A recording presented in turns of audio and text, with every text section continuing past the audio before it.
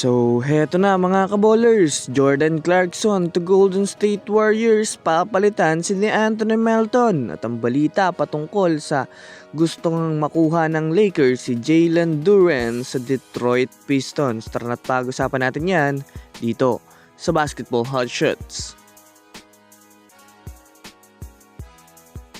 Una nga muna tayong dumako mga kabowlers sa balita patungkol sa meron nga pong interes ang Los Angeles Lakers sa sentro ng Pistons na si Jalen Duren. Kagaya nga po ng ilang mga teams ngayon, isa ang Lakers sa gustong makakuha ng panibagong big man. Marahil isa sa dahilan nito mga kabowlers yan ay ang pagkakaroon nila ng kahinaan sa front court. Yes mga kabowlers, isa sa mga dahilan ng Lakers kung bakit natalo sila sa playoffs, yan ay ang na-out-rebound sila. Bukod kulang sila ng puwersa sa opensa. Sa ngayon nga po mga kabowlers ay nagbigay na ng pahayag si Rob Pelinka na wala daw siyang ibang pinagpo-focusan ngayon. Yan ay ang makakuha sila ng isang sentro. Yes mga kabowlers, malaking bagay nga po para sa Lakers ngayon na makakuha ng at least isang big man na makakatulong kay Luka Doncic at Austin Reeves na magdomina sa laro. Isa sa pinakatinututukan ng Lakers ngayon, yan ay ang Detroit Pistons.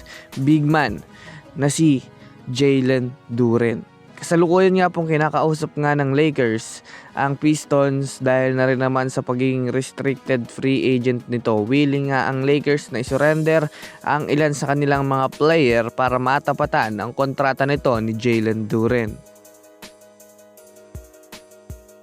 Samantala, pumunta naman tayo mga kabowlers sa balita patungkol sa maaaring pagpalit ni Jordan Clarkson kay Anthony Melton. Kagaya nga po ng naibalita ko sa inyo mga kabowlers, kasalukuyang hindi na nga po pababalikin pa ng Warriors si Anthony Melton sa paghahangad nito ng mas mataas na kontrata dahil wala na rin naman sapat na pinansyal ang Warriors ngayon para bigyan si Anthony Melton ng mas malaking kontrata marahil maraming ang player ngayon ang tinututukan ng Golden State Warriors sa free agency. Since hindi na nga din makakabalik itong si Anthony Melton ay dito na rin naman po mga kabowlers magkakaroon ng espasyo ang Warriors na bigyan itong si Clarkson ng kontrata sa kanila. Sa katunayan, minomonitor nga ng Warriors itong si Jordan Clarkson kung maaaring bigyan ito ng kontrata na $3.6 million 1-year deal. Kung susumadahin natin, medyo malaki nga ito ng konti kumpara sa player option ni Melton.